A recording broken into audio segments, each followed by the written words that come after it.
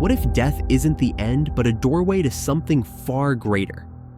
Jonathan's story might just change the way you see everything. After a near-fatal experience that took him to the brink and beyond, he returned with a message so profound it could redefine your understanding of life and eternity. Today, we explore Jonathan's incredible journey, his encounter with the other side, the lessons he learned, and the message he brought back to share with all of us.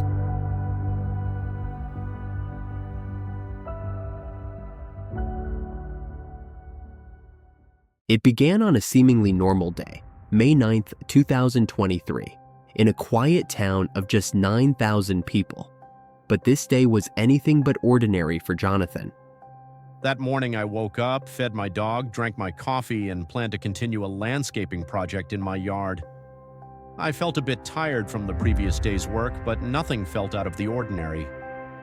But the first sign of something going wrong came that morning at Home Depot. While chatting with some friends in the parking lot, I suddenly felt an intense wave of weakness and nausea. I cut the conversation short and drove home, thinking maybe it was just something I ate. Later that day, Jonathan decided to pick up lunch at the grocery store, unaware that his body was on the verge of something far more serious. As I walked through the coffee aisle, I collapsed. My whole body felt weak, tingling, and my head throbbed. When I got up, I was dizzy and thought, this must be a heart attack or stroke. A trip to the local emergency room led to tests and a perplexing diagnosis: just an allergic reaction. But Jonathan's symptoms were far from over. I knew something wasn't right. This wasn't allergies. It felt deeper. But they sent me home and I waited and waited until the second collapse brought me back to the ER. Still no answers, just fluids and more questions.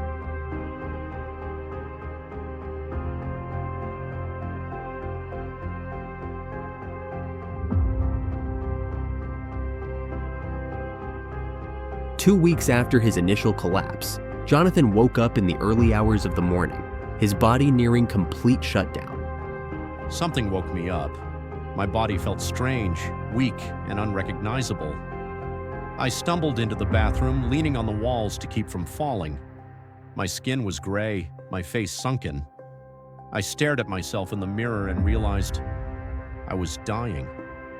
But as I accepted that death was here, I felt no fear, no regrets, just peace. Then the world faded, and I was immersed in complete darkness. Not a terrifying void, but an endless, peaceful expanse. Jonathan's journey into the unknown had begun, and what awaited him was beyond anything he could have imagined.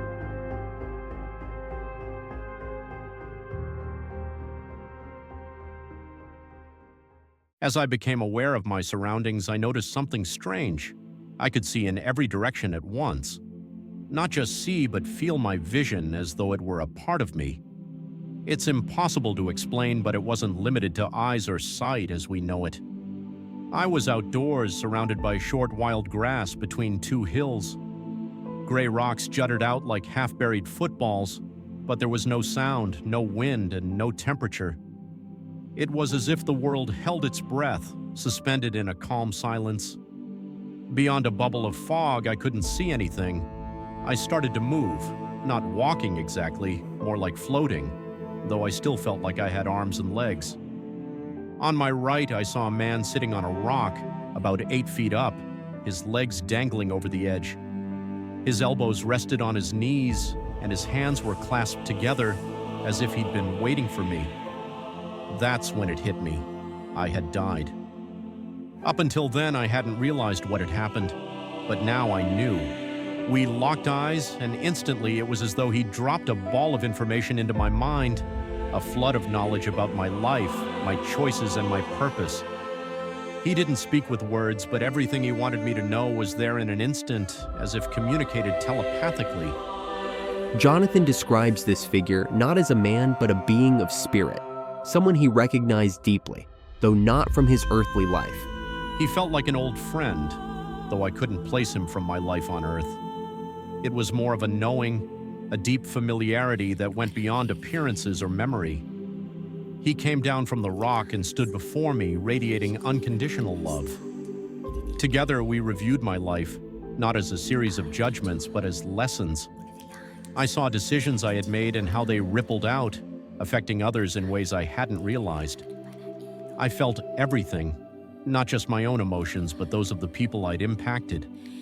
It wasn't about punishment, but growth and understanding. This life review focused not on earthly mistakes, but on relationships, kindness, and the ways Jonathan had used or neglected his gifts to help others. It wasn't about how much money I'd made or the bad things I'd done. It was about the moments I'd used my talents to lift others, or failed to.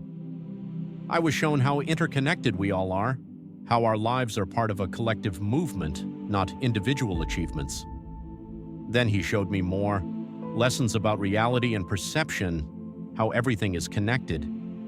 The teachings were telepathic and visual, unfolding like complete circles of knowledge. It was as though every truth revealed itself fully, leaving no unanswered questions. The setting shifted, taking Jonathan into a celestial space, a room with an opaque, cloud-like floor that gave way to a view of the cosmos. The being guided him through profound revelations about the universe and existence itself. He appeared older now, like a wise teacher with long gray hair and a beard. I'm not sure if he aged or if this was his way of showing the seriousness of the teachings. He explained that these lessons would unfold further as I continued my journey on Earth. The light appeared like a sun, growing larger and brighter, but I could look straight at it without pain. It wasn't just light, it was love, pure and all-encompassing. It filled everything, including me. As the teachings concluded, Jonathan was given a choice: to remain in this place or return to his earthly life, a path that would not be easy. He showed me two paths. One was the life I had just finished, filled with choices and struggles I had already lived. The other was a life where I used my gifts to help others, a path I had never truly explored before. The choice was mine. I chose to return, even though he warned me it would be difficult. He said my body would endure great pain and that my life would change in ways I couldn't yet understand. But I knew I had to share what I had learned.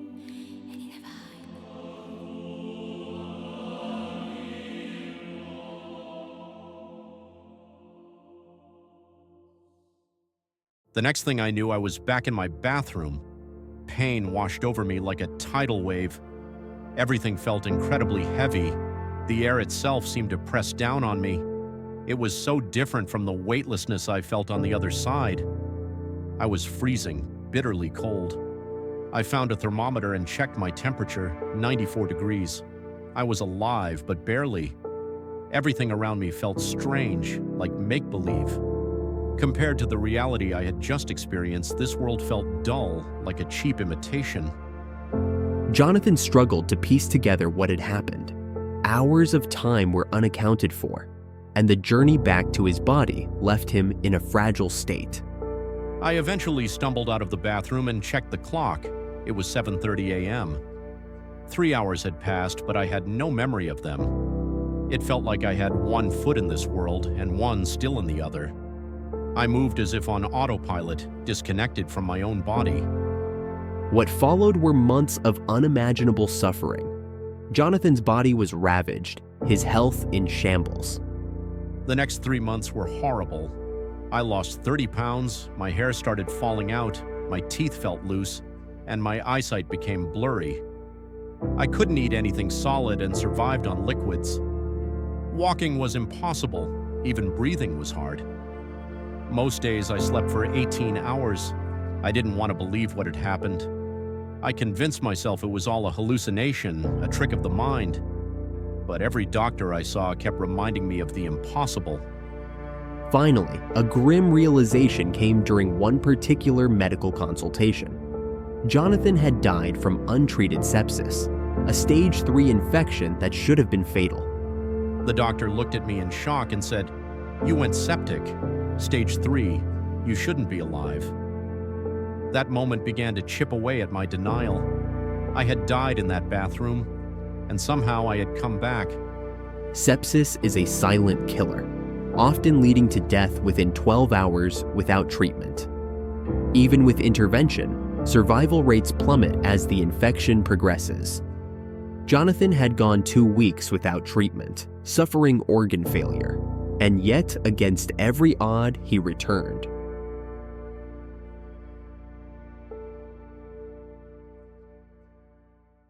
The first 3 months back were the hardest. I tried to deny what had happened, pushing it away, pretending it wasn't real.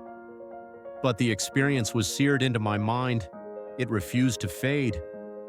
As his body healed, Jonathan began noticing changes, not just physically, but spiritually. I started noticing things I couldn't explain. I became more sensitive to energy, feeling emotions from others, even at a distance. Colors seemed to have a life of their own. At night, I dreamed in ways I never had before, lucid and vivid, as if I was in multiple places at once. I could see fractal patterns when I closed my eyes, as if peering into another layer of existence. Synchronicities became impossible to ignore. Patterns in numbers, animals appearing at just the right time. My gratitude and appreciation for beauty grew immensely. Even small things like the sunlight on leaves felt like gifts. Jonathan's transformation wasn't just inward. His connection to others deepened as well. I became more compassionate, more repelled by negativity. I saw life differently, as a web of connections where every moment matters. I started to understand how deeply intertwined we all are, and that love is the force holding it all together. But for a long time, Jonathan kept this experience to himself, unsure how to share something so profound. I planned to take this story to the grave. It was too much to explain, too out there. But then I found a community online, a group of people who had been through similar experiences. They encouraged me to share my story, and slowly I realized I wasn't alone. That group gave me the courage to speak up, and now I understand why I came back, to share what I learned, to help others see that life is more than we think. We're all part of something bigger.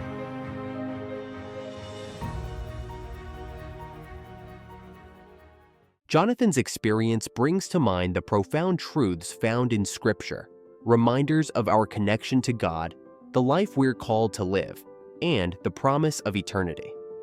In 1 Corinthians 13:12, Paul writes, "For now we see only a reflection as in a mirror. Then we shall see face to face. Now I know in part. Then I shall know fully, even as I am fully known." Jonathan's life review revealed how deeply connected we are to one another, and how every action, no matter how small, ripples across lives. This mirrors Jesus' commandment in John 13:34. Love one another. As I have loved you, so you must love one another. Jonathan also spoke of a love so overwhelming and unconditional, it could only come from the Creator. This resonates with 1 John 4:16. God is love. Whoever lives in love lives in God, and God in them. His experience reminds us that God's love isn't just a feeling, it's a force that connects and sustains us. Finally, his choice to return to earth to share his story reflects Jesus' words in Matthew 5:14.